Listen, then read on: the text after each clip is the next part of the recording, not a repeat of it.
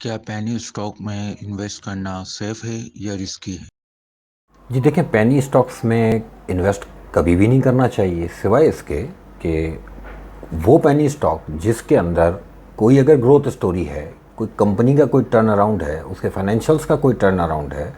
किसी किस्म का कोई फंडामेंटल चेंज है, तो वो पेनी स्टॉक किसी भी ब्लू चिप से ज़्यादा बड़ी अपॉर्चुनिटी हो सकता है। क्योंकि उसकी शेयर प्राइस कम है, नंबर ऑफ शेयर्स आपके ज़्यादा आते हैं, और उसकी जो जो प्राइस अप्रिसिएशन होगी वो परसेंटेज वाइज आपको ज़्यादा बड़ा रिटर्न देगी और शॉर्ट टाइम स्पेन के अंदर देगी।